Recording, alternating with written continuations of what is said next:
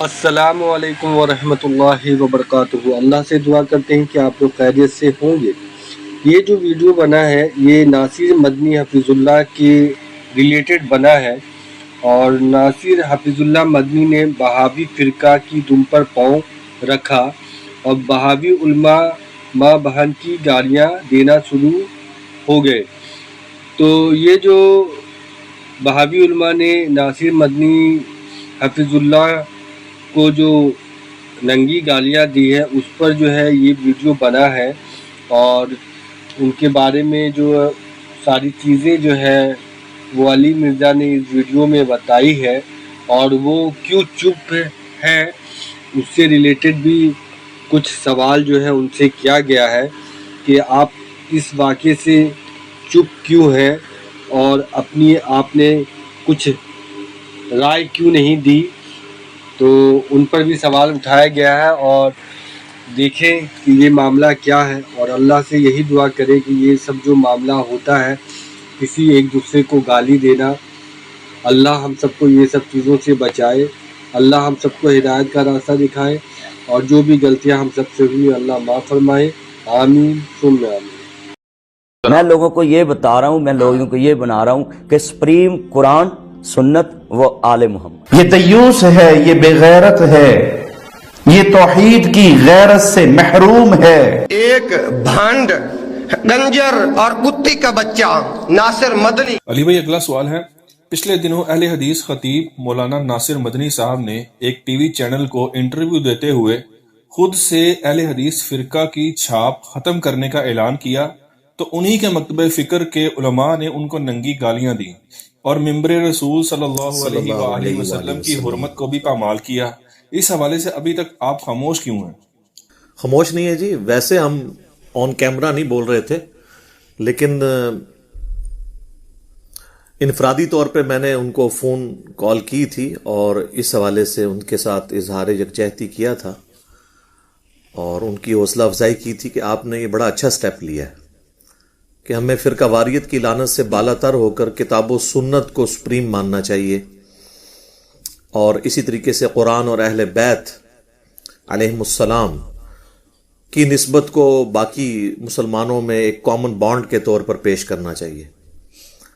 یہ جو کچھ ہوا اور جس قسم کی ننگی گالیاں مختلف علماء نے نکالیں، ان میں سے ایک نے تو بہت ہی سخت گفتگو کی، اس نے تو ان کی ماں کو، ان کے باپ کو عجیب و غریب طریقے سے گالیاں نکالیں جو ایک بازاری لوگ نکالتے ہیں۔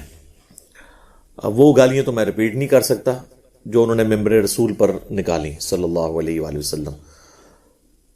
کم از کم یہ واقعہ عام مسلمانوں کی آنکھیں کھول دینے کے لیے کافی ہے کہ مختلف مکاتب فکر کے علماء نے اتنی دراڑیں ڈال دی ہیں دین کے منہج کے اعتبار سے کہ کوئی شخص ذرا سا بھی اپنے فرقے سے ہٹ کے کوئی بات کرے تو اس کو کہتے ہیں کہ یہ ابھی ہم سے فارغ ہو گیا۔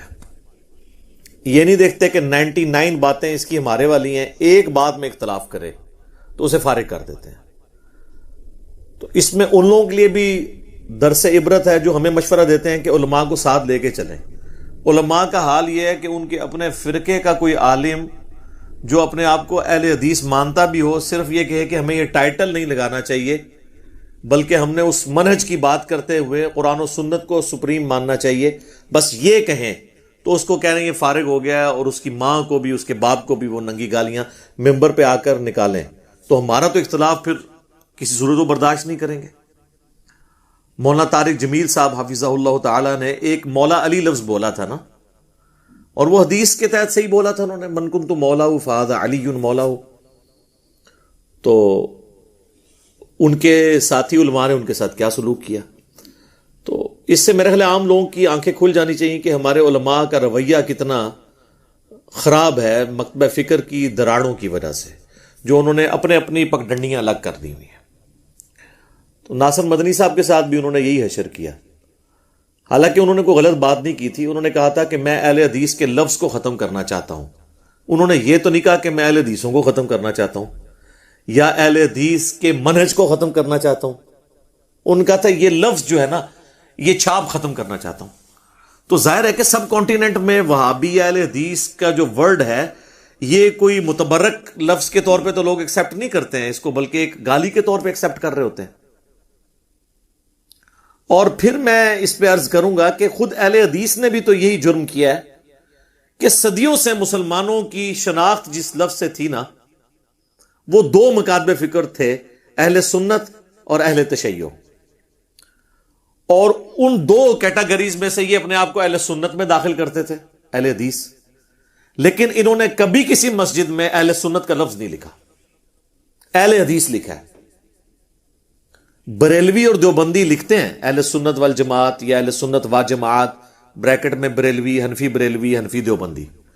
اہل حدیث بھی اپنے آپ کو مانتے تو سنی تھے، کہتے نہیں تھے، لیکن اہل حدیث کا لفظ انہوں نے مسجدوں میں یوز کیا، اور پھر انہوں نے سٹیجوں سے اہل حدیث کے نعرے لگوائے اور ایون وہابی کے نعرے لگوائے، بڑے فخریہ، جیسے کوئی یہ بڑا متبرک لفظ ہے، لوگ ایکسپٹ کریں گے. اہل سنت کے لفظ کو انہوں نے پس سے پش ڈال دیا. تو انہوں نے بھی تو اہل سنت کے لفظ کو ختم کیا. اہل حدیث کی کن مساجد میں لکھا ہوا ہے اہل سنت؟ ذرا دکھائیں ہمیں. ان کو نہیں پتا تھا صحیح مسلم کے مقدمے میں امام مسلم نے اہل سنت کا لفظ یوز کیا ہے. امام ترمذی نے جامعہ ترمذی کے اندر اہل سنت والجماعت کا لفظ استعمال کیا ہے. اہل حدیث کا لفظ استعمال ہوتا تھا محدثین کے لیے، لیکن جو مین ایک سنی شیعہ کنفلکٹ کے اعتبار سے جو ایک مین سٹریم مانی جاتی ہے وہ اہل سنت ہے، اس کو انہوں نے ختم کر کے اہل حدیث لفظ کیا. اب اگر کوئی اہل حدیث کو بھی ختم کرتا ہے اس لفظ کو، تو اس میں کون سا جرم ہے؟ تو جرم تو آپ نے خود بھی کیا ہوا ہے. اس سے بڑا لفظ جو ہمارے سلف میں رائج تھا، جو آپ نے ختم کر دیا. آپ میری ویڈیوز کی وجہ سے اب تھوڑا بہت اہل سنت بولتے ہیں، اس سے پہلے تو انہوں نے کبھی اہل سنت لفظ بولا ہی نہیں ہے. جس کا ثبوت ہے ذرا مجھے دکھائیں کہ اہل حدیث کی کس بڑی مسجد کے اندر لکھا ہوا ہے اہل سنت اور بریکٹ میں اہل حدیث. اس لحاظ سے تو بریلوی دیوبندی بازی لے گئے کہ وہ کم از کم اہل سنت اور بریکٹ میں لکھتے ہیں، بریلوی حنفی دیوبندی. یہ تو لکھتے نہیں ہے، نہ بریکٹ کے باہر نہ اندر. تو جب آپ نے بھی وہی حرکت کی تھی، تو آپ میں سے ایک شخص کہتا ہے میں اس کو بھی ختم کر کے کتاب و سنت کی بات کرتا ہوں، محمد اور آل محمد صلی اللہ علیہ وآلہ وسلم کی بات کرتا ہوں. تو ٹھیک ہے، آپ خود بھی کہتے ہیں اطیعوا اللہ و اطیعوا الرسول، اہل حدیث کے دو اصول. تو اب ضروری ہے اس لفظ کو ساتھ لگانا ہے، اور اس صرف لفظ کے بارے میں یہ بات کرنے کی وجہ سے اتنا غصہ نکالنا ہے. کوئی غلط بات نہیں کی ہے، میں نے ان کا کلپ خود سنا ہے. انہوں نے کہا کہ میں سپریم مانتا ہوں قرآن و سنت کو جو پاکستان کے آئین میں ہے. بالکل ٹھیک ہے. اور انہوں نے کہا کہ محمد اور آل محمد صلی اللہ علیہ وآلہ وسلم، دونوں باتیں بالکل ٹھیک ہے. قرآن و سنت کے حوالے سے تو المستدرک للحاکم میں صحیح سند سے یہ حدیث موجود ہے کہ اللہ کے محبوب صلی اللہ علیہ وآلہ وسلم نے حجۃ الوداع کے موقع پر فرمایا کہ میں اپنے بعد تم میں دو ایسی چیزیں چھوڑ کر جا رہا ہوں جنہیں مضبوطی سے پکڑ لو گے تو کبھی گمراہ نہیں ہوگے. ایک اللہ کی کتاب اور دوسرا اس کے نبی کی سنت. اور سنت آج کی ڈیٹ میں وہ جو صحیح الاسناد احادیث سے ڈرائیو ہوگی. اور دوسری بات ناصر مدنی صاحب نے کی حفظہ اللہ تعالی کہ آل محمد کو سپریم ماننا، بالکل ٹھیک ہے، وہ صحیح مسلم میں حدیث ہے. یہ تو حاکم میں تھی نا، وہ تو ہماری مین سٹریم کی کتابوں میں. صحیح مسلم میں اوپر تلے 4 حدیث ہیں 6225 سے لے کر 6228 تک کہ نبی الاسلام نے اپنی وفات سے تقریباً 2.5 مہینے پہلے اپنے آخری حج جو آپ نے کیا، پہلا اور آخری حج تھا، اس سے واپسی پر مکے سے مدینے آتے ہوئے خم نامی گاؤں میں آپ نے خطبہ دیا. غدیر خم کی حدیث جو سنی اور شیعہ کے درمیان کامن ہے، وہ آپ کی گفتگو کنکلوڈنگ گفتگو ہے کہ اے لوگو آگاہ ہو جاؤ، میں بھی ایک انسان ہوں، قریب ہے کہ اللہ کا قاصد یعنی موت کا فرشتہ میرے پاس آئے اور میں اس کی دعوت قبول کر لوں. میں اپنے بعد تم میں 2 بھاری چیزیں چھوڑ کر جا رہا ہوں. ان میں سے پہلی چیز اللہ کی کتاب ہے، اس میں ہدایت ہے، اس میں نور ہے. تم اللہ کی کتاب کو پکڑو، اپنا تعلق اس کتاب کے ساتھ مضبوط کرو. اللہ کی کتاب اللہ کی رسی ہے، جو اسے پکڑے گا وہ ہدایت پر ہوگا، جو چھوڑ دے گا وہ گمراہ ہو جائے گا. اور زید بن ارقم کہتے ہیں کہ نبی الاسلام پھر ہمیں قرآن پہ ترغیب دلاتے رہے، اور پھر فرمایا کہ دوسری بھاری چیز میرے اہل بیت ہیں. میں اپنے اہل بیت کے معاملے میں تمہیں اللہ کا خوف دلاتا ہوں، میں اپنے اہل بیت کے معاملے میں تمہیں اللہ کا خوف دلاتا ہوں، میں اپنے اہل بیت کے معاملے میں تمہیں اللہ کا خوف دلاتا ہوں. یہ بات آپ نے 3 دفعہ رپیٹ کی. تو یہ محمد اور آل محمد کا ذکر موجود ہے الحمدللہ. تو یہ انہوں نے کوئی غلط بات نہیں کی تھی کہ اس کے اوپر سیکھ پا ہوتے. ہم بھی بات کہہ رہے ہیں کہ بریلوی، دیوبندی، اہل حدیث، سنی، شیعہ کی تفریق سے بلند ہو کر آپ اپنے آپ کو مسلمان کہیں.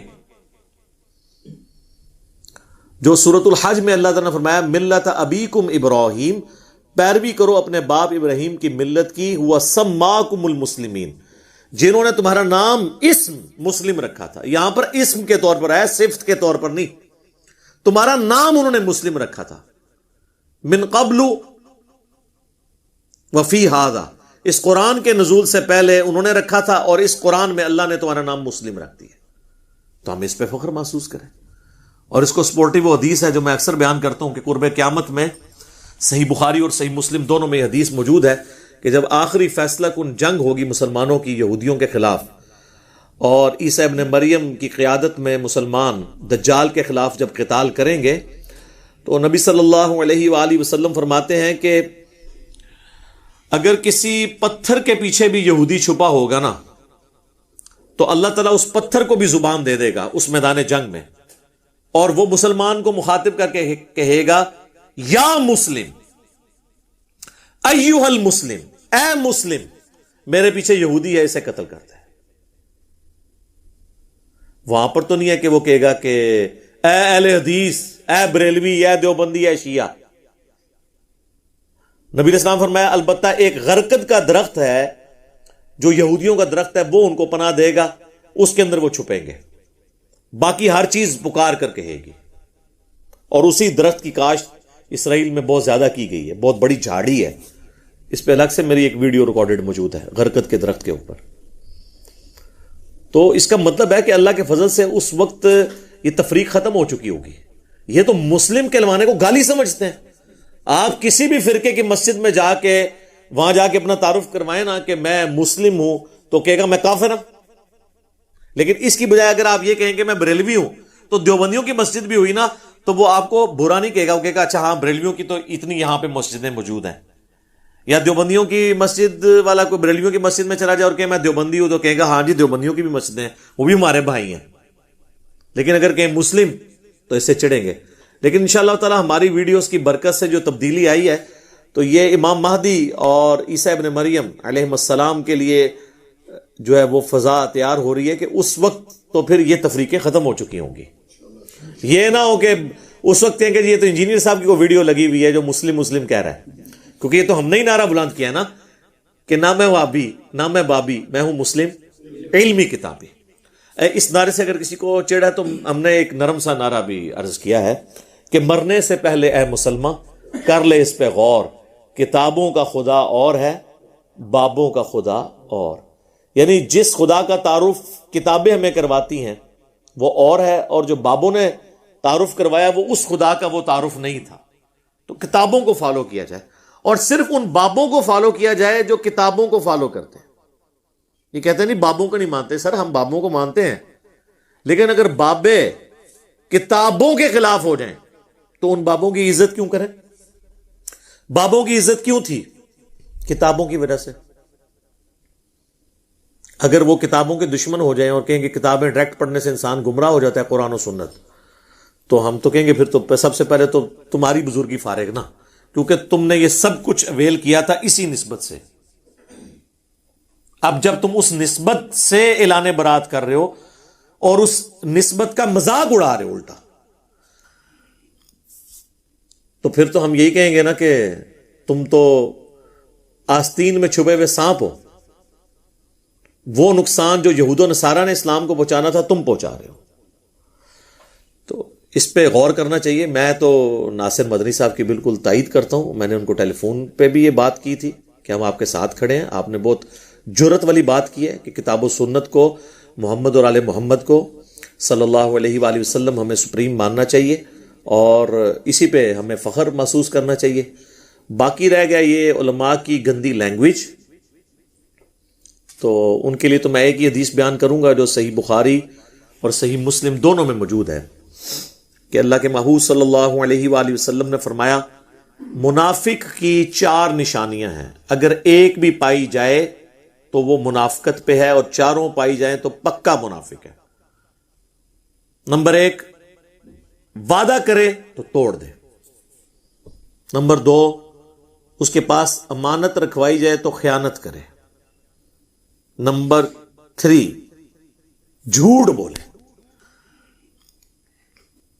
اور نمبر 4 جب جھگڑا ہو تو گالی گلوچ کے اوپر اتر آئے. تو یہ علماء جو گالی گلوچ پہ اترے ہوئے ہیں، ہم نہیں کہتے یہ اعتقاداً منافق ہیں، لیکن عملاً منافق ہیں.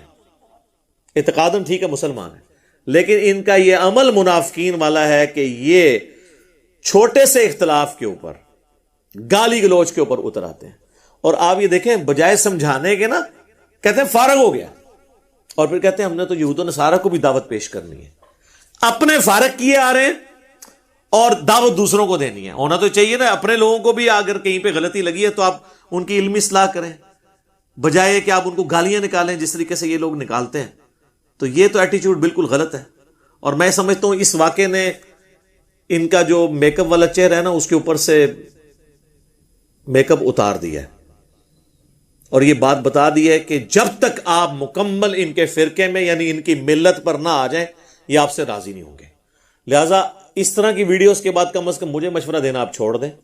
اس کی وجہ یہ ہے کہ جب اسی فرقے کا کوئی ایک عالم کسی ایک بات پہ اختلاف کرتا ہے تو اس کے ماں باپ کو گالیاں دے کے اس کو فرقے سے باہر نکال دیتے ہیں. تو ہم نے تو 20 باتوں میں آپ سے علمی اختلاف رکھنا ہے، اگرچہ آپ کو مسلمان مانتے ہیں. تو ہمیں آپ کیسے ہضم کریں گے؟ آپ تو اپنے لوگوں کو ہضم کرنے کے لیے تیار نہیں ہیں. ہم تو ویسے ہی پہلے ہی پرائے ہیں. جب اپنے لوگوں کو، اپنے سٹیج پہ آنے والے لوگوں کو، اپنے فرقے کی خدمت کرنے والے علماء کو ہی آپ ایکسپٹ کرنے کے لیے تیار نہیں ہیں، اور پورے جمعے پڑھا رہے ہیں اور ممبر پہ چڑھ کر آپ جو ہے وہ گندی زبان استعمال کر رہے ہیں جو علماء کو زیب ہی نہیں دیتی، تو بڑا خطرناک معاملہ ہے. اس طرح کی بات کرنا، اس طرح کے معاملے کے اوپر اس ایکسٹریم پہ چلے جانا، تو آخرت کی فکر کرنی چاہیے. ایک اور حدیث ہے بخاری اور مسلم میں، نبی علیہ السلام نے فرمایا کہ بعض اوقات انسان اللہ تعالیٰ کی خوشنودی کا ایسا کلمہ اپنی زبان سے نکالتا ہے کہ اس کی طرف اس کی توجہ نہیں ہوتی، لیکن اس کی وجہ سے اللہ تعالیٰ اس کے درجات کو بلند کر دیتا ہے.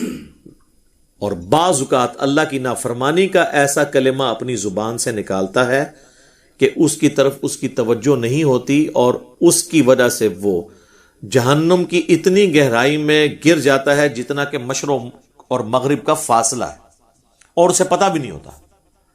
تو یہ ممبر رسول کے اوپر جو اس قسم کی غلیظ زبان استعمال کر رہے ہیں، ان کو دیکھنا چاہیے کہ آپ تقدس ممبر رسول کا پامال کر رہے ہیں، اور پھر آپ یہ بتا رہے ہیں کہ آپ کے فرقے کی پہچان یہ ہے کہ جو عالم جتنی موٹی گالی نکال سکتا ہے وہ اتنا بڑا آپ کے فرقے کا سپاہی ہے. اس سے تو یہی رزلٹ نکلے گا نا. اور اپنی اپنی حاضریاں سارے آ کے لگا رہے ہیں. کسی بڑے عالم دین نے ایسے شخص کی گالیوں کی مذمت نہیں کی ہے کہ جی ہاں جی ہم اس نے جو گالیاں نکالی ہم اسے آن نہیں کرتے، کیونکہ وہ ان کے مطلب کی بات ہو رہی ہوتی ہے. جب مطلب کی بات ہو رہی ہوتی ہے تو پھر تو ظاہر ہے کہ وہ تو اس کو انجوائے کر رہے ہوتے ہیں اور الٹا شیئر کروا رہے ہوتے ہیں. تو ایسے تمام علماء اپنے اپنے فرقوں کے لیے خود کش حملہ آور بنے ہوئے ہیں. ہمیں کسی فرقے کے اوپر حملہ کرنے کی ضرورت نہیں ہے. یہ علماء خود ہی خود کش حملہ آور بن کے اس قسم کے گالی گلوچ کی لینگویج استعمال کر کے اپنے فرقے کو ننگا کر رہے ہیں. ہمیں میرا خیال ہے اس سے آگے اس پہ کوئی کامنٹس کرنے کی ضرورت نہیں ہے. ٹھیک ہوگا جی.